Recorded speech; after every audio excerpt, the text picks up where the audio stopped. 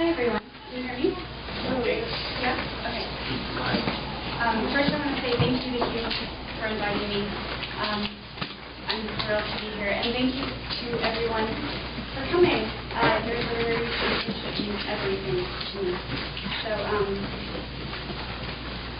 I've got some poems for you. Are you sure you can hear me? A little louder. You got to turn around. Bring it to the microphone around. I have to turn the microphone around? No, like stand. Stand around. Yes. Thank you.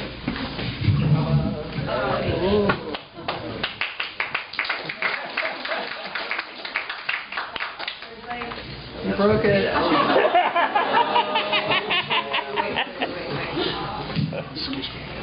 Genius. Yeah. All right. This is good? Yeah. Okay. This poem is called Spring. How, at the mention of the thing, her face fell, the life jacket inflated, and the ground grinned a grassy grin. The hummingbird slept all winter long, and when the mama chanced to build a nest, she built for one, expecting two. A man in first class shows an attendant 2 pictures, folded in his wallet-like craft shelf. These are the stories people tell themselves as the plane becomes a quick descent, quicker, the field expecting rain and not a metal bird full of tiny bombs. I'm leaving, the note yelled to the empty house, and the second baby fell from the tree, and the plane dug its own grave, and the indestructible nest landed in the meadow full of singing birds. This poem is one in a series of poems about Virginia Woolf, sort of reimagining Virginia Woolf's life, around which my book-length manuscript revolves. So this one's called If Virginia Woolf Filled Her Pockets with Bananas Instead of Rocks.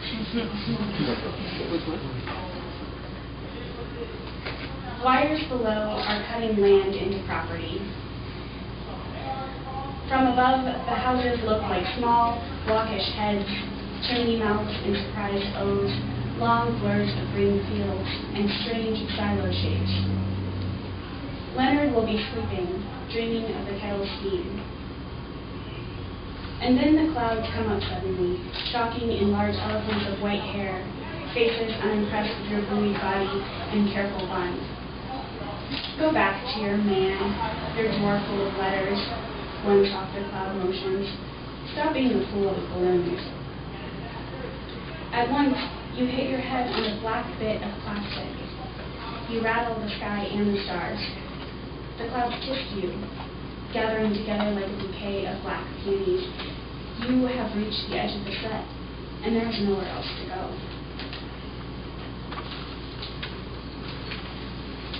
This one's about cannibalism.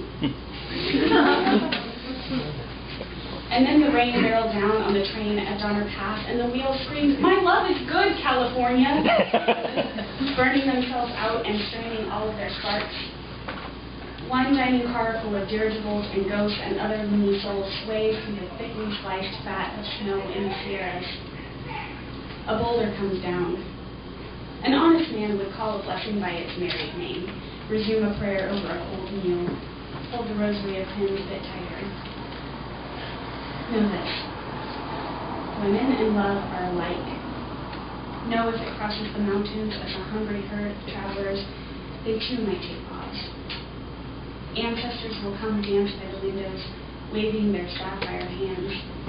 This universe is a graceless line. Who killed them but their own? And where did they go with all of the choicest cuts? We made the landscape mean here. There are no storms like those in Utah.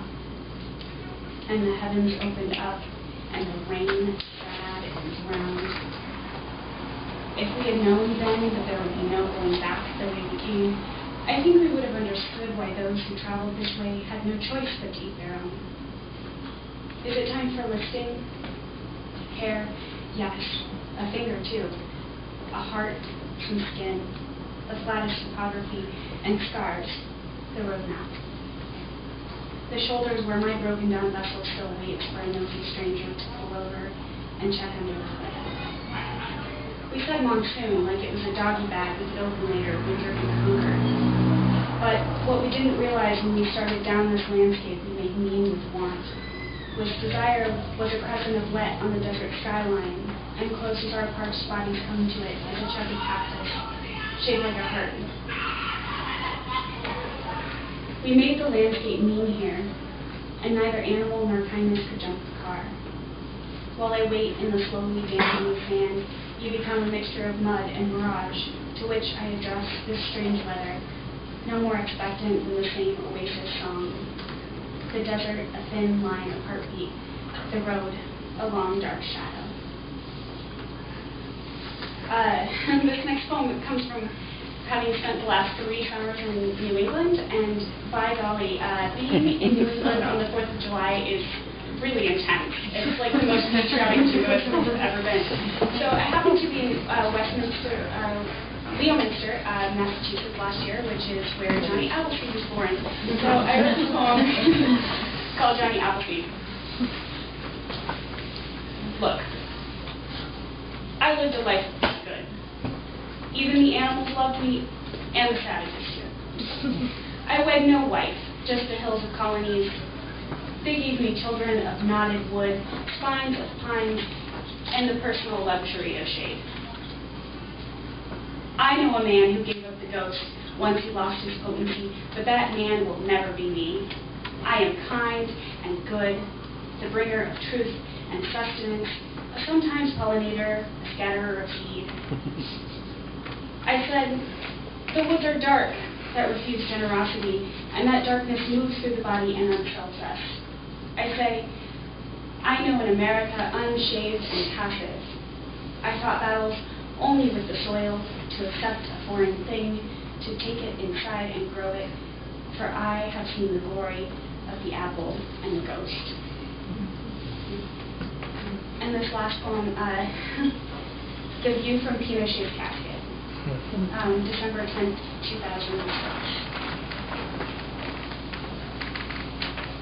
There was a strike. That much was obvious. Papers in the air, those bright, burnt birds. And somewhere, a young face, I know it not, came into my dead, blurred vision, staying a spell, waving a grenade, biting into the subtle poison of pomegranate hell. And when I chanced to meet his eye, he strayed to the stars on my breast, my decorated bronze and golden leaves, testing the weight of explosive fruit.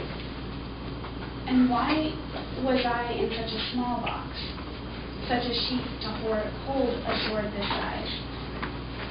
I see only half the world from here, the sky a processional I never asked for, quiet, masked, beguiled. How, when my boy Osvaldo was young and fearful of dreadful lightning that struck the field, the terrible cracking of thunder, like a sheet pulled crisp over a cold bed. And I, too, pulled him in my arms and said, but we are not large enough to be harmed. While the wind toughened around us, my boy named for me, howled, and looked, when I thought of it, like burnt wheat. The young man with the grenade speaks, crying a call and response to others join. A boy once. He has died, he said. Died, I think? My window quickly fills with heavy rain, mucus and spit came from a blurry mass.